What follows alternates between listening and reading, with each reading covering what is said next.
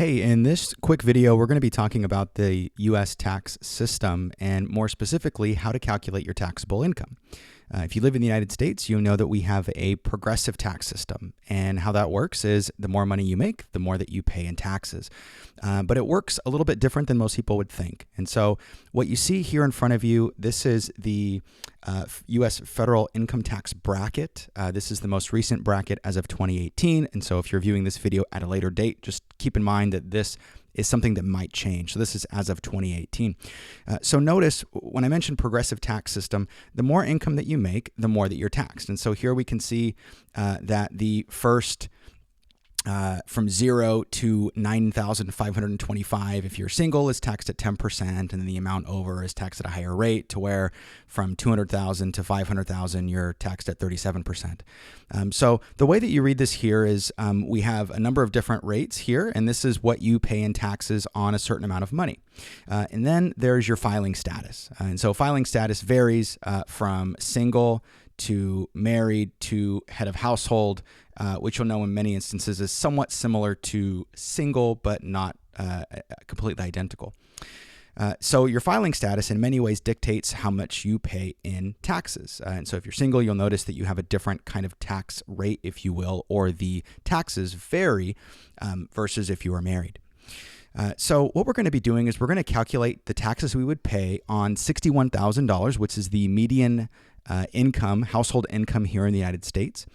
And we're going to assume that we are single. And so we're operating on this particular column right here for those of you keeping track. And I'll kind of walk you through this process on calculating taxable income. Now, this is important for a number of different reasons, but most notably, when you're trying to figure out how much to withhold from your paychecks every 2 weeks or every month, you want to have an idea of how much taxes you'll pay, because otherwise you might under withhold, which means you'll have to pay more in the following year, or you may overreport and then you get maybe a larger than expected tax refund, which sounds great, but just keep in mind that you're essentially giving the government an interest-free loan, and that's money that you can have in your possession that you can do things with, like invest or save or spend if you choose to do so. So that time value of money becomes really important. So the one thing I want to mention here real quick is there is what we call a standard deduction. And I'm going to write that out here. Now, previously, there was a standard deduction, and there was also what's called a personal exemption. That was eliminated in 2018 in favor of just a simple standard deduction. And for single individuals, that standard deduction is $12,000. Now, what that means is on our income of $61,000, there's $12,000 of it is exempt. So we would actually take that $61,000 and we would subtract $12,000 because that is our deduction. And we would then be able to report $49,000 in taxable income. And that's really what this bracket is getting at. We're talking about taxable income. And so the first $12,000 is not taxable, which leaves us, of course, with a taxable income of $49,000. Now, for this example, we're going to assume that you're claiming the standard deduction. So if you have itemized deductions that actually exceed this $12,000 here, then you might be itemizing your deductions. And so if you have charitable contributions, whether it's to charities or religious organizations, and donations of personal goods that exceed this $12,000, including deductions for interest on your home, then you would itemize your deductions. You wouldn't take the standard deduction here, but we're going to assume standard deduction just for simplicity's sake.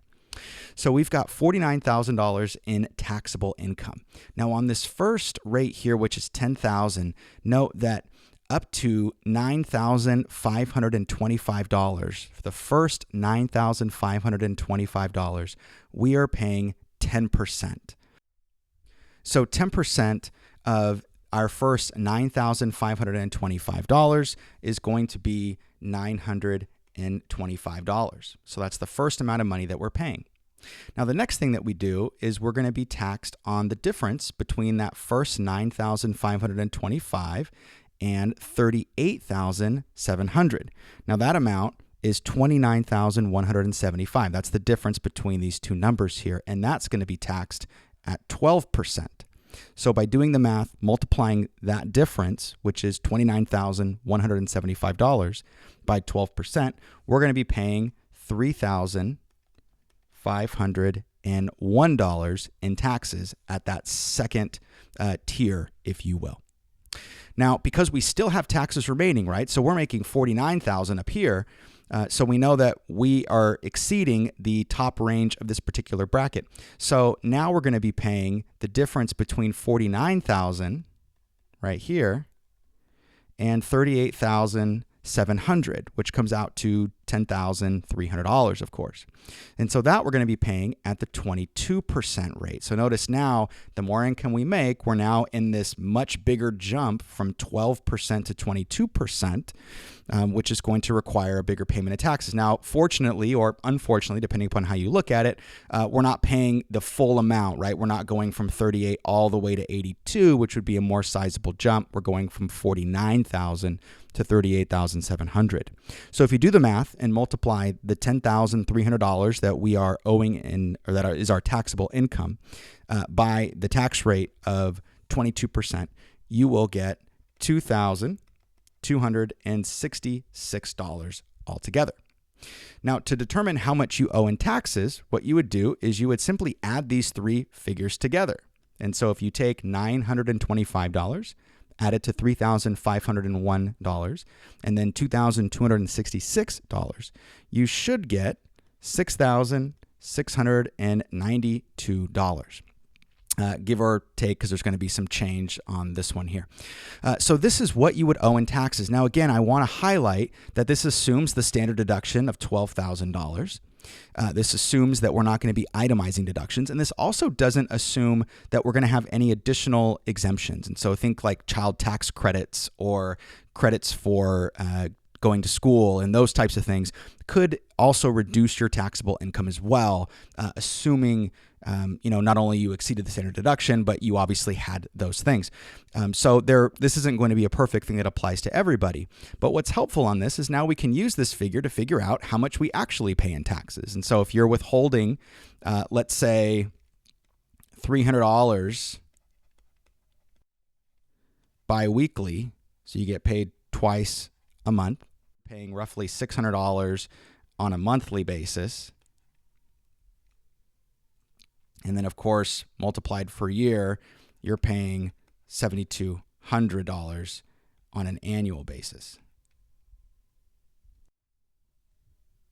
So based upon that, you should have enough money to be able to cover your federal tax bill. Now, this has nothing to do with your state tax, but this would be a good, simple calculation to do that if you're only using the standard deduction is pretty simple. Itemizing, of course, gets more complicated, but can help you determine if ultimately you're withholding enough from your checks so you don't either under withhold or over withhold.